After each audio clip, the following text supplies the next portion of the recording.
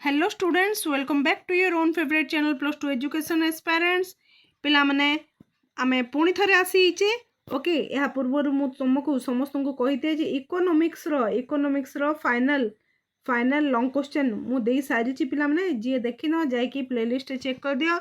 Okay, आमे सबु समय रे सबु समय रे तुम साथी रे अछि। पिला माने जहा सब एग्जाम अछि तुमर 13 रे कोन ओडिया ऑप्शनल रही, ओडिया ऑप्शनल देन 20 रे इकोनॉमिक्स रही, 22 रे एजुकेशन रही। जी इकोनॉमिक्स नहीं एंड एजुकेशन नहीं तापाई केवल गोटे मात्र दिन रही। से एम कौन ओडिया ऑप्शनल तो निहाती भाव में देखा, देन इकोनॉमिक्स और एजुकेशन को साइड बाय साइड ही देखा। ओके, सो डोंट वरी, आम सब क्वेश्चन गुड़ाक नहीं आसवा, सब 100% सिलेक्शन रहिबो। सो जो मैंने सब्सक्राइब करनी एवं टेलीग्राम ग्रुप रे पीडीएफ पाइबा तुम जॉइन कर जाओ। ओके, टेलीग्राम ग्रुप रे आहरी बहुत किसी आम प्रोवाइड करूचे पिला माने। सो पिला माने ऑल द बेस्ट तुमको आगरू फ्यूचर एग्जाम पाई तुमको ऑल द बेस्ट कही दूची। भल भाव में पाठ पढ़, तुम परिश्रम मु जहाँ देले भी किसी हेब नाही, मु 100% मोर दउची। ओके, परिश्रम मु भी दउची, हेले तुमे जदि न पढ़िबो ताहेले मु किछि करि परिबी नाही। सो तुमर परिश्रम ही तुमर सफलतार कहानी कहब। ओके, चलो शीघ्र शीघ्र करवा एमसीक्यू आज मु दुईटा नहीं आसी, गोटे हूँ परशुराम भेट एंड आ गोटे हूँ सरह सुंदरी। दीटा करवा, दीटा कहीं तुम समय नाही। आज ही गला 8टा शेष है 13 तारिख रे तुम अच्छी एग्जाम। जदि मु भूल कहूँ 12 ना 13 कहला 13 रे एग्जाम, ताहले 9 10 11 12 केवल 4 दिन अच्छी।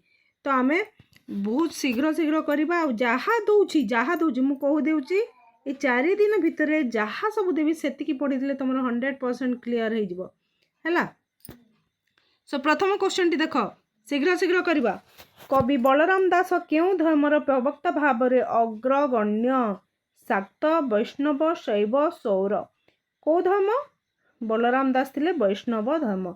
बलराम दास को जगमोहन रामायण क्यों काव्य को आधार करी रचित? को जगमोहन रामायण क्या को आधार करी? यह संस्कृत रामायण को आधार करी जगमोहन रामायण लिखाई है, आधार कराई। ओके, देन क्वेश्चन रोची बहुत इंपोर्टेंट क्वेश्चन गुड़ाक पिला माने सबू जदि जानूच बहुत भल कथा। जदि जानीच ये क्वेश्चन गुड़ाक हेले मध्य मु अनुरोध करी, आग्रह रखी जे तुम आउ थे देख तुम केते जानीच केते जानिन, निजको टेस्ट करी पकाओ। ओके, प्लीज टेस्ट योरसेल्फ जदि तुम 100% पाइबा पई चाहूछ ताहेले रिक्वेस्ट पिला माने। सो जगमोहन रामायण अन्य क्यों नाम रे मध्य सुपरिचित? यह दांडी रामायण नाम रे मध्य सुपरिचित। आलोच्य कविता अर्थात परशुराम भेट कविताटी जगमोहन रामायणर क्यों कांडर अंश विशेष? यह आदि कांडर अंश विशेष। ओके, केवल आंसर गुड़िक मुझे कहूँ पिला माने। ओके, शीघ्र शीघ्र जमी आम 10-15 मिनट भितर सब क्वेश्चन सारिबा, से मु तत्परता देखौची। रामचंद्र सीता पाणी ग्रहण करी केउठारु अयोध्या को फेरुथिले? कोठारु? मिथिलारू अयोध्या को फेरुथिले किए? रामचंद्र। ओके, मिथिलारू बाहरी राम और सीता केउठारे रहिथिले? बहुत इंपोर्टेंट क्वेश्चन। मिथिलारू बाहरी राम और सीता केउठारे रहिथिले? से माने बैशालीपुर रे रहिथिले। ओके, यात्रा समय मंद लक्षण स्वरूप आकाश रे केउ पक्षी विचरण करुथिला? आकाश रे पिला माने बग, छंचण, काक, सागुणा। आकाश रे सागुणा विचरण करुथिला। ओके, यात्रा काल रे राजा दशरथ देखिथिबा अशुभ संकेत मध्य केउटी अंतर्गत अटे? कि से अशुभ संकेत देखिथिले? पर्वत उपरे वज्रपात, आकाश रे धूमकेतुर आविर्भाव, वामनेत्र स्फुरण, सबु गुड़िक अंतर्गत। ये सबु गुड़िक अशुभ संकेत किए? राजा दशरथ देखिथिले। ठीक अच्छे, कौ समय? यात्रा काल रे। यहाँ को 2 मार्क्स क्वेश्चन भी आसे पिला माने, 2 मार्क्स क्वेश्चन भी आसे। ओके, अतिशय प्रमादग्रस्त राजा दशरथ मंद लक्षण गुड़िक विषय क्या पचारे? जो सब मंद लक्षण गुड़िक से देखिले से विषय से क्या पचारि? किए? राजा दशरथ। से वशिष्ठ ऋषि वशिष्ठ को पचारि। କେଉଁ ପକ୍ଷୀ ପୁନଃ ପୁନଃ ଉପରେ ଉଡ଼ୁଥିବାର ଦଶରଥ ଦେଖିଛନ୍ତି? ପୁନଃ ପୁନଃ ଗିଧ ପକ୍ଷୀ ଉଡ଼ୁଥିବାର ଦେଖିଛନ୍ତି। ଠିକ୍।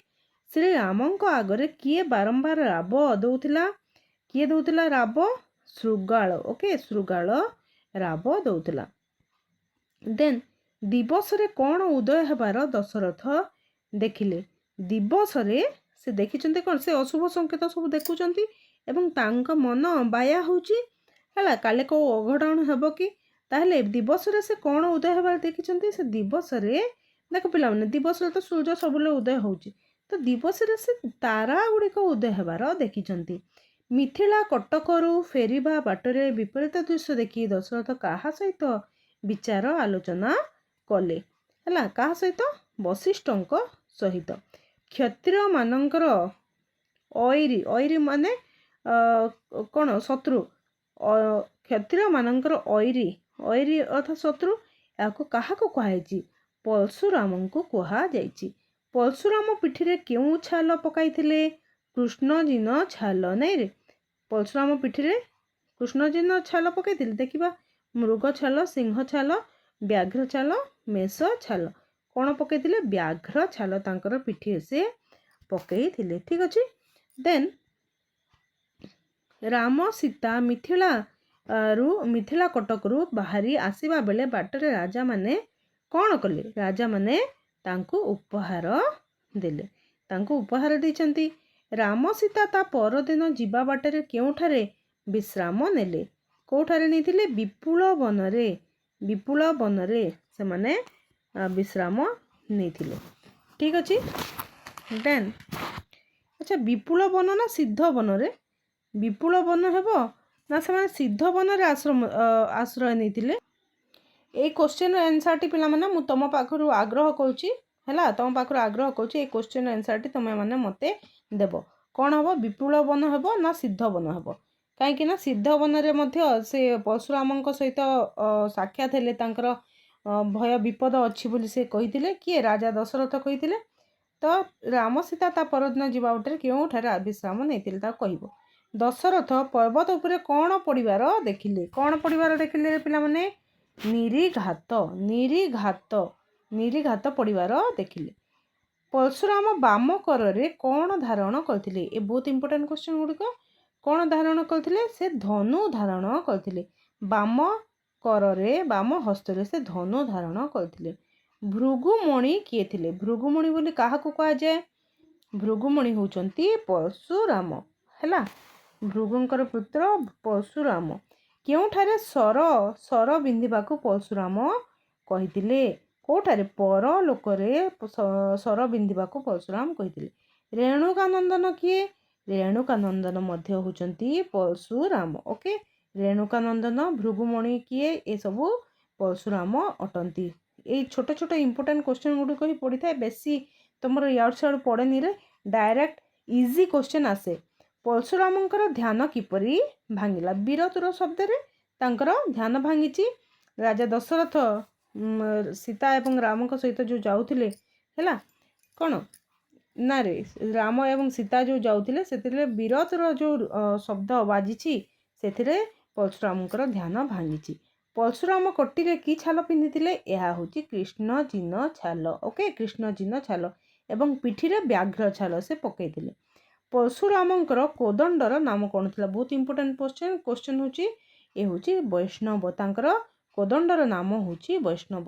ପରଶୁରାମଙ୍କ କୋଠାରକୁ କବି କାହା ସହିତ ତୁଳନା କରିଛନ୍ତି? ଏହା କାହା ସହିତ ତୁଳନା କରିଛନ୍ତି? କାଳଦଣ୍ଡ ସହିତ ଏହାକୁ ତୁଳନା କରିଛନ୍ତି। ନେକ୍ସଟ, ପରଶୁରାମଙ୍କର ପିତାଙ୍କ ନାଁ କ'ଣ ଥିଲା? ଏ ଥିଲା ଯମଦଗ୍ନି ଥିଲା। ଭୃଗୁପତି କିଏ? ଭୃଗୁପତି ହେଉଛନ୍ତି ପରଶୁରାମ। ଓକେ, ଶିବ ଧନୁରେ କେଉଁ ଅସୁରର ମୃତ୍ୟୁ ହୋଇଥିଲା? ଶିବ ଧନୁରେ କାହାର ମୃତ୍ୟୁ ହୋଇଥିଲା ପିଲାମାନେ? ତ୍ରିପୁରାସୁର। ଓକେ, ତ୍ରିପୁରାସୁରର ମୃତ୍ୟୁ ହୋଇଥିଲା। ରାମଚନ୍ଦ୍ର ଅଗ୍ନି ଛୁଇଁ କ'ଣ ନ କରିବାକୁ ଚତୁର୍ଥ ରାତିରେ ସୀତାଙ୍କ ନିକଟରେ ଶପଥ କରିଥିଲେ? ସେ ଦ୍ୱିତୀୟ ବିବାହ ନ କରିବାକୁ, ଏକ ପତ୍ନୀ ବ୍ରତା ହେଇ ସେ ରହିବାକୁ ସେ କ'ଣ ଶପଥ କରିଥିଲେ। ଦେନ୍ କବିତାରେ କାହାକୁ ରଘୁନାଥ ରଘୁସାଇଁ ବୋଲି ସମ୍ବୋଧନ କରାଯାଇଛି। କାହାକୁ ରଘୁନାଥ କୁହାଯାଏ ରେ? ରାମଚନ୍ଦ୍ରକୁ ରଘୁନାଥ କୁହାଯାଏ। ଓକେ, ଘୋର ବନସ୍ତରୁ ପରଶୁରାମଙ୍କ ଆବିର୍ଭାବକୁ କବି କାହା ସହିତ ତୁଳନା କରିଛନ୍ତି? କାହା ସହିତ ତୁଳନା କରିଛନ୍ତି ରେ? କଳା ମେଘକୁ ଭେଦ କରି ଚନ୍ଦ୍ର ଉଦୟ ହେଲା ପରି ବର୍ଣ୍ଣନା କରିଛନ୍ତି। ଠିକ୍ ଅଛି, এই ପରଶୁରାମ ଭେଟ କିଏ ଲେଖିଛନ୍ତି? ବଳରାମ ଦାସ ଲେଖିଛନ୍ତି। ଓକେ, ବଳରାମ ଦାସ ଲେଖିଛନ୍ତି। ଦେନ୍ ଲାଷ୍ଟ କ୍ୱେଶ୍ଚନ୍ ଦେଖ, ବିଶ୍ୱାମିତ୍ରଙ୍କ ଭାଗିନେୟ କିଏ? ବିଶ୍ୱାମିତ୍ରଙ୍କର ଭାଗିନେୟ କିଏ? ଇଏ ହେଉଛନ୍ତି ପରଶୁରାମ। ହେଲା, ଏସବୁ କ୍ୱେଶ୍ଚନ୍ ପରଶୁରାମ ଭେଟରୁ ରହିଛି। ଦେନ୍ ନେକ୍ସଟ କ୍ୱେଶ୍ଚନ୍ ଆମେ ଗୁଡ଼ିକୁ ଯିବା, କେଉଁ ପାଠକୁ ଯିବା? ନେକ୍ସଟ ଆମେ ପିଲାମାନେ ସରହ ସୁନ୍ଦରୀ କବିତାର ସବୁ MCQ ଗୁଡ଼ାକୁ ଦେଖିବା। ଏହା ପରେ ଯେଉଁ ଭିଡ଼ିଓ ଆଣିବି ମୁଁ ଉଭୟ 2 ମାର୍କ୍ସ କ୍ୱେଶ୍ଚନ୍ ଗୁଡ଼ାକୁ ନେଇକି ଆସିବି। ଉଭୟର 2 marks important question, selected question ଗୁଡ଼ିକ ନେଇକି ଆସିବି। ଓକେ, ସୋ ଏହି କବିତାଟି ହରିବଂଶର କେଉଁ ଖଣ୍ଡ? ଏହି କବିତା ଅର୍ଥାତ୍ ଆମର ସରହ ସୁନ୍ଦରୀ କବିତାଟି ହରିବଂଶର କେଉଁ ଖଣ୍ଡ ଓ କେଉଁ ଅଧ୍ୟାୟରୁ ଆସିଛି? କେଉଁ ଖଣ୍ଡରୁ ଆସିଛି ପିଲାମାନେ? ତୃତୀୟ ଖଣ୍ଡ ପ୍ରଥମ ଅଧ୍ୟାୟ। ତୃତୀୟ ଖଣ୍ଡ ପ୍ରଥମ ଅଧ୍ୟାୟରୁ ସରହ ସୁନ୍ଦରୀ ଆମ ହରିବଂଶର କେଉଁଠାରୁ? ତୃତୀୟ ଖଣ୍ଡ ଓ ପ୍ରଥମ ଅଧ୍ୟାୟରୁ ସରହ ସୁନ୍ଦରୀ ଆସିଛି। ଅଚ୍ୟୁତାନନ୍ଦ କାହା ଦ୍ୱାରା ବୈଷ୍ଣବ ଧର୍ମରେ ଦୀକ୍ଷିତ ହୋଇଥିଲେ? ହେଲା, ସରହ ସୁନ୍ଦରୀ କିଏ ଲେଖିଛନ୍ତି? ଅଚ୍ୟୁତାନନ୍ଦ ଦାସ ଲେଖିଛନ୍ତି। ତ ଅଚ୍ୟୁତାନନ୍ଦ ଦାସ ବୈଷ୍ଣବ ଧର୍ମରେ କାହା ଦ୍ୱାରା ଦୀକ୍ଷିତ ହେଇଥିଲେ? ସେ ସନାତନ ଗୋସ୍ୱାମୀଙ୍କ ଦ୍ୱାରା ଦୀକ୍ଷିତ ହେଇଛନ୍ତି। ସରହ ସୁନ୍ଦରୀ ହୃଦୟରେ ନିରନ୍ତର କ'ଣ ବୋଳି ହୋଇଥାଏ? ଅତର, ଗନ୍ଧଚନ୍ଦନ, ସୁବାସିତ ତୈଳ, ଗୋଲାପ ଜଳ। କ'ଣ ସେ ବୋଳି ହେଇଥାଏ? ଗନ୍ଧ ଚନ୍ଦନ। ସେ ସବୁ ସମୟରେ ନିରନ୍ତର ସେ ଗନ୍ଧ ଚନ୍ଦନ ବୋଳି ହୋଇଥାଏ। ସରହ ସୁନ୍ଦରୀର ଠଣା କେଉଁଠାରେ ଥିଲା? ସରହ ସୁନ୍ଦରୀର ଠଣା କେଉଁଠାରେ ଥିଲା? ଦେଉଳ ମଣ୍ଡପରେ ତାର ଠଣା ଥିଲା। ସରହ ସୁନ୍ଦରୀ କ'ଣ କହି ସମସ୍ତଙ୍କୁ ଟାହି ଟପରା କରିଥାଏ? କ'ଣ କହି? ସେ ଢଗ ଢମାଳି କହି ସମସ୍ତଙ୍କୁ ଟାହି ଟପରା କରିଥାଏ। ଓକେ, କାହାର ମଧ୍ୟସ୍ଥ ସାଜି ସେ ଗୋପପୁରରେ ରହିଥିଲା? କିଏ? ସରହ ସୁନ୍ଦରୀ କାହାର ମଧ୍ୟସ୍ଥ ସାଜି ସେ ଗୋପପୁରରେ ରହିଥିଲା? ସେ ଗୋବିନ୍ଦଙ୍କ ମଧ୍ୟସ୍ଥ ସାଜି। ପିଲାମାନେ ସରହ ସୁନ୍ଦରୀରୁ ତୁମେ ଟିପି ରଖ ଯେ ଲଙ୍ଗ କ୍ୱେଶ୍ଚନ୍ ନିହାତି ଭାବରେ ଆସିବ। ଲଙ୍ଗ କ୍ୱେଶ୍ଚନ୍ ନିହାତି ଭାବରେ ଆସିବ। ଏବଂ ତୁମେ ଯଦି ଚାହୁଁଛ ମୁଁ ଲଙ୍ଗ କ୍ୱେଶ୍ଚନ୍ ତୁମ ପାଇଁ ନେଇକି ଆସିବି ତାହେଲେ କମେଣ୍ଟରେ ଲେଖିକି ଜଣାଅ। ସବୁ ଇମ୍ପୋର୍ଟାଣ୍ଟ କ୍ୱେଶ୍ଚନ୍ ଗୁଡ଼ାକ ମୁଁ ନେଇକି ଆସିବି। ଓକେ, ଦେନ୍ କ୍ୱେଶ୍ଚନ୍ ଦେଖ, ଗୋପପୁରରେ ଗୋପାଳୁଣୀମାନେ କ'ଣ ଲଙ୍ଘି ପାରନ୍ତି ନାହିଁ? ଦୂତିକାର ବାଣୀ ଲଙ୍ଘି ପାରନ୍ତି ନାହିଁ। କାହା ଲଙ୍ଘି ପାରନ୍ତି ନାହିଁ? କେଉଁଠିକି? ଦୂତିକାର ବାଣୀକୁ ସେମାନେ ଲଙ୍ଘି ପାରନ୍ତି ନାହିଁ। ସରହ ସୁନ୍ଦରୀ କ'ଣ ଆୟତ୍ତ କରି ପାରିଛି? ତ୍ରିବର୍ଗ ସିଦ୍ଧି, ପଞ୍ଚବର୍ଗ ସିଦ୍ଧି, ସପ୍ତବର୍ଗ ସିଦ୍ଧି, ଅଷ୍ଟବର୍ଗ ସିଦ୍ଧି। ସେ ଅଷ୍ଟବର୍ଗ ସିଦ୍ଧି ଆୟତ୍ତ କରି ପାରିଛି। କେଉଁ ବିଦ୍ୟାରେ ସରହ ସୁନ୍ଦରୀ ନିପୁଣା ଥିଲା? ନୃତ୍ୟ, ଗୀତ, ବାଦ୍ୟ, ଯାଦୁ ବିଦ୍ୟା, ଜ୍ୟୋତିଷ ବିଦ୍ୟା, ବେଦ ପଠନ ବିଦ୍ୟା। ନୃତ୍ୟ ଗୀତ ବିଦ୍ୟା। କ'ଣ ଆନ୍ସର୍ ହେବ? ନୃତ୍ୟ ଗୀତ ବିଦ୍ୟାରେ ସେ ନିପୁଣା ଥିଲା। ଓକେ, ସରହ ସୁନ୍ଦରୀକୁ ସମସ୍ତ ଗୋପପୁରରେ କେଉଁ ନାମରେ ଡାକନ୍ତି? କେଉଁ ନାମରେ? ତାକୁ ଆଈ ନାମରେ ଡାକନ୍ତି। ଠିକ୍ ଅଛି, ସରହ ସୁନ୍ଦରୀ ସର୍ବଦା କି ରଙ୍ଗର ବସନ ବା ଲୁଗା ପରିଧାନ କରିଥାଏ? ଲାଲ, ହଳଦିଆ, କଳା, ଧବଳ। ସେ ଧବଳ ରଙ୍ଗର କ'ଣ ଲୁଗା ପରିଧାନ କରିଥାଏ। ନନ୍ଦ ମନ୍ଦିରରେ କିଏ ଉପସ୍ଥିତ ହୋଇଅଛି? କିଏ? ଦୂତି ଉପସ୍ଥିତ ହୋଇଅଛି। ନନ୍ଦ ମନ୍ଦିରରେ ଦୂତି ଉପସ୍ଥିତ ହୋଇଅଛି। ସରହ ସୁନ୍ଦରୀ ନନ୍ଦ ଉଆସରେ କେତେବେଳେ ଉପସ୍ଥିତ ହୋଇଛି? ସେ ରାତ୍ରି 2 ଘଡ଼ି ସମୟରେ। ଓକେ, ସେ ରାତ୍ରି 2 ଘଡ଼ି ସମୟରେ ଉପସ୍ଥିତ ହୋଇଛି। ସରହ ସୁନ୍ଦରୀ ଦେଖିବାକୁ କିପରି ଥିଲା? ସେ ଥିଲା ଶ୍ୟାମଳ ବର୍ଣ୍ଣ। ସରହ ସୁନ୍ଦରୀ କେତେ ପ୍ରକାରର ରସରେ ଗୁଣଗ୍ରାହୀ ଥିଲା? କେତେ ପ୍ରକାର ରସରେ ସେ ଗୁଣଗ୍ରାହୀ ଥିଲା? ସେ ନବରସରେ ନିପୁଣା ଥିଲା, ନାଇଁ, ଗୁଣଗ୍ରାହୀ ଥିଲା। ତଡ଼କୀ ସରହ ସୁନ୍ଦରୀର କେଉଁଠାରେ ଶୋଭା ପାଉଥାଏ? ତଡ଼କୀ କର୍ଣ୍ଣରେ ଶୋଭା ପାଉଥାଏ। ଓକେ, ତାର ସରହ ସୁନ୍ଦରୀର କାନରେ ଶୋଭା ପାଉଥିଲା। ଦେନ୍ ସରହ ସୁନ୍ଦରୀର କବରୀ ମଧ୍ୟରେ କ'ଣ ଶୋଭା ପାଉଥିଲା? କବରୀ ମଧ୍ୟରେ କୃଷ୍ଣଚଉରା ବେଣା ଶୋଭା ପାଉଥିଲା। କେଉଁମାନଙ୍କ ମୁକ୍ତି ନିମନ୍ତେ ଜ୍ୟୋତିର୍ମୟ ଶ୍ରୀକୃଷ୍ଣ ଉଦୟ ହୋଇଛନ୍ତି। କେଉଁମାନଙ୍କ ମୁକ୍ତି ନିମନ୍ତେ ଜ୍ୟୋତିର୍ମୟ ଶ୍ରୀକୃଷ୍ଣ ଉଦୟ ହେଇଛନ୍ତି। କାହାର ମ୍ଲେଚ୍ଛମାନଙ୍କ। ଓକେ। ଦେଉଳ ମଣ୍ଡପରେ ସରହ ସୁନ୍ଦରୀର କ'ଣ ଥିଲା? ଠଣା ଥିଲା। ଦେଉଳ ମଣ୍ଡପରେ ସରହ ସୁନ୍ଦରୀର ଠଣା ଥିଲା। ମାଙ୍କଡ଼ ସୂତାରେ ସରହ ସୁନ୍ଦରୀ କାହାକୁ ବାନ୍ଧିପାରେ? ମର୍ତ୍ତଗଜକୁ ମଧ୍ୟ ସେ ବାନ୍ଧିପାରେ। ଓକେ। ଯୋଗୀମାନଙ୍କର ଚିତ୍ତକୁ ସରହ ସୁନ୍ଦରୀ କିପରି ରଜିପାରେ? କିପରି? କୌତୁକରେ ରଜିପାରେ। ଠିକ୍ ଅଛି, କୌତୁକରେ। ବୟସରେ ସରହ ସୁନ୍ଦରୀ କିପରି ଥିଲା? ଯୁବତୀ ଥିଲା, ବୃଦ୍ଧା ଥିଲା, କିଶୋରୀ ନା ବାଳିକା? ସେ ଥିଲା ଜଣେ ବୃଦ୍ଧା ମହିଳା।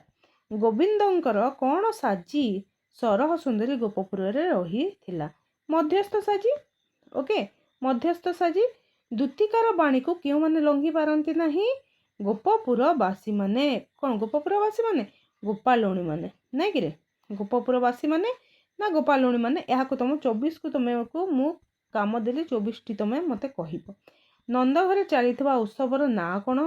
ନନ୍ଦଘରେ କ'ଣ ଚାଲିଥିଲା? କୁମାର ପୂର୍ଣ୍ଣମୀ ଚାଲିଥିଲା। ହେଲା। ରତ୍ନପଲଙ୍କରେ କିଏ ବିଜେ କରିଥିଲେ? ରତ୍ନପଲଙ୍କରେ ଶ୍ରୀକୃଷ୍ଣ ଗୋବିନ୍ଦ ବିଜେ କରିଥିଲେ।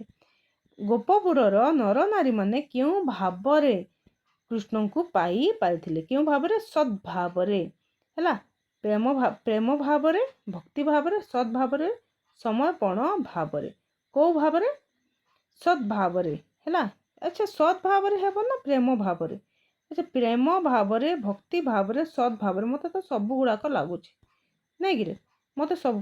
ଗୋପପୁର ନରନାରୀମାନେ କେଉଁ ଭାବରେ କୃଷ୍ଣଙ୍କୁ ପାଇ ପାରିଥିଲେ? ପ୍ରେମ ଭାବରେ, ଭକ୍ତି ଭାବରେ। କ'ଣ ହେବ? ଏହାର ଆନ୍ସର୍ କହିବ, ନଚେତ୍ ମୁଁ ଏମିତି କହିଦେବିନି, ଖୋଜିକିରି ତୁମକୁ ଭଲ ଭାବରେ କହିବି। ହେଲା। 27 number question, 24 number question. Okay. ଠିକ୍ ଅଛି ପିଲାମାନେ, ବର୍ତ୍ତମାନ ପାଇଁ ରହିଲି। ବର୍ତ୍ତମାନ ଆମର କ'ଣ? ସରହ ସୁନ୍ଦରୀ। ଓକେ, ସରହ ସୁନ୍ଦରୀ ଏବଂ ପରଶୁରାମ ଭେଟର ସବୁ ଆମେ ସବୁ ଲଙ୍ଗ୍ କ୍ୱେଶ୍ଚନ୍ MCQ ଆମେ ସାରି ଦେଇଛେ। ହେଲା। MCQ ଆମେ ସାରି ଦେଇଛେ। ନେକ୍ସଟ ଏହାର 2 ମାର୍କ୍ସ କ୍ୱେଶ୍ଚନ୍ ଗୁଡ଼ିକ ନେଇକି ଆସିବା। ଓକେ, ବର୍ତ୍ତମାନ ପାଇଁ ରହିଲି। ଧନ୍ୟବାଦ। ଜୟ ମାତା ଦି।